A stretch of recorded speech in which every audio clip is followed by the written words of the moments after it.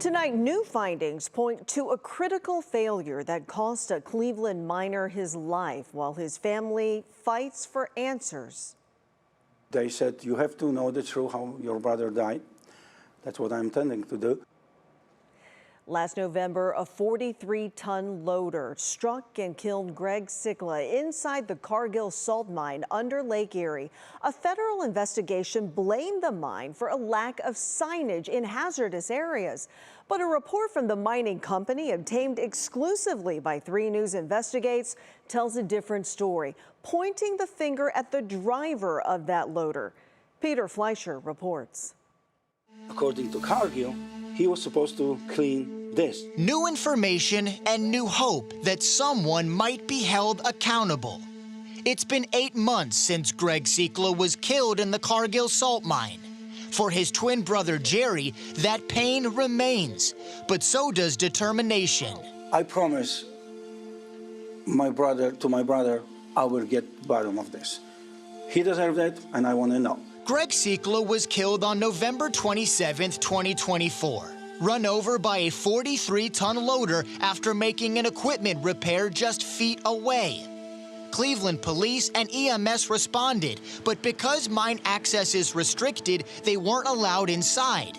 A law enforcement investigation was never launched. Instead, MSHA, the Mine Safety Health Administration, a federal agency, looked into the tragedy. Months later, MSHA blamed the mine itself for failing to post proper signage and safety warnings in high-risk areas. No charges were filed. No one was held personally accountable. My brother got nothing. This is not right. That's why we got the police, and we got professionals. But behind the scenes, a second investigation was taking place. Cargill launched an internal review. Jerry says he asked for their report for months and finally got it days after 3 News aired his family's story. I got this report because of you guys, because you aired this report. And Cargill found one specific person at fault. And this is kind of big victory for us. Cargill blamed user error in Greg's death, claiming the loader driver failed to confirm that Greg had left the area safely after his repair work was done. Jerry questions why that driver wasn't reported to authorities. I'm kind of disappointed Cargill didn't go to the police and didn't report negligent by their employee, because negligent is a crime, it's felony. The 2 investigations even disagree on an important physical detail. MSHA says the loader's bucket was 37 inches off the ground. Cargill claims it was 43 inches up. How do 2 expert agencies measure such different numbers? It's something not right here.